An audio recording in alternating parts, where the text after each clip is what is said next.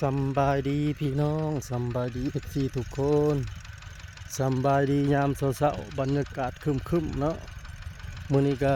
ว่านเข่าอีกแล้วพี่น้องมื้อนี้แม่ดีแท็กลงมือเองเลยซอยกันเนาะสร้างสาพัฒนา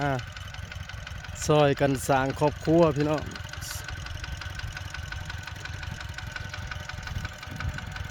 ซอยกันสร้างซอยกันทำ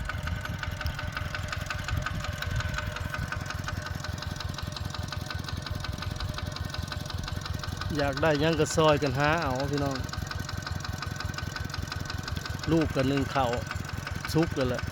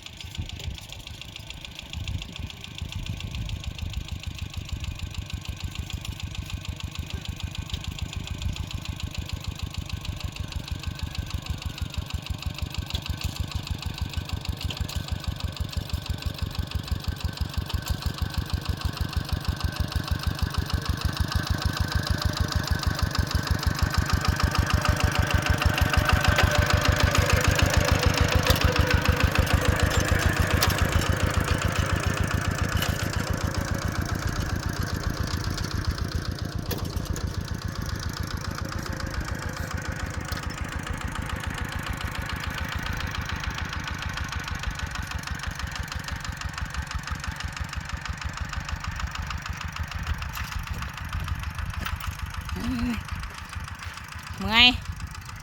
โอ้ยกล่องกับมืดเท่าไรไปแห่งกับมืด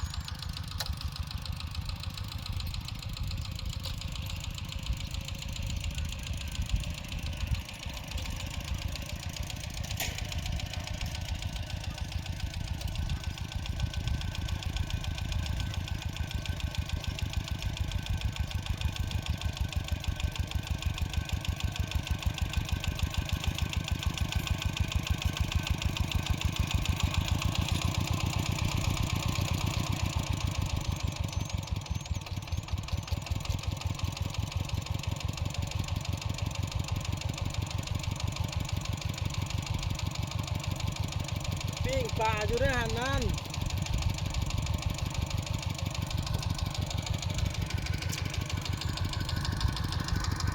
ไทยคน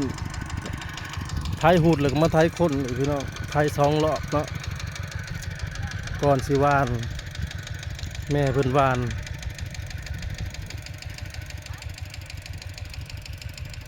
คอยสร้างคอยแปลงขึ้นพี่น้องในครอบครัวเนาะซอยกัน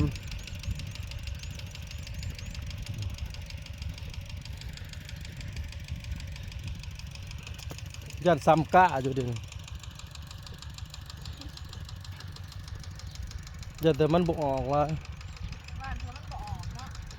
นี่พี่น้องเพิ่นวานทีเด้เฮาวานกะทีอยู่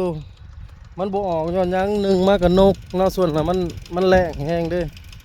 มันแดดแห้ง2มากับไก่น่ะลงไปยังเอาพาน้องลงไปหยอกกันเลยพู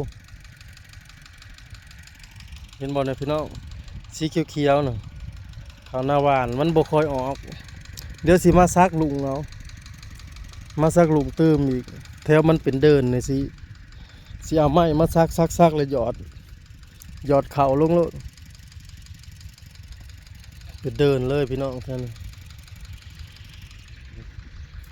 คันมันออกมาสิยาวแล้วเห็นบ่พี่น้องเมื่อวานนี่คุดลักหัว นั่นนะเมื่อวานนี่คุดลักหัวอยู่โรงเรียนเนาะพอบ้านเพิ่นให้คุดเอาโลดว่าซั่นแทนอันทุนลักละเด้พอเฮาบ่ทันแล้วทั้งด้านใต้หน้าเบาซินเอาลักหัวเก่ากับน้ำมักจับเพิ่นสิไล่เท่าใดบ่แล้วจังว่ากันบรรยากาศครึมๆพี่น้อง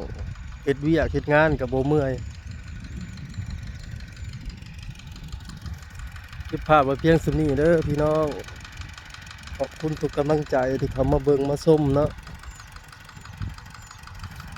พอกันคลิปหน้าสบายดี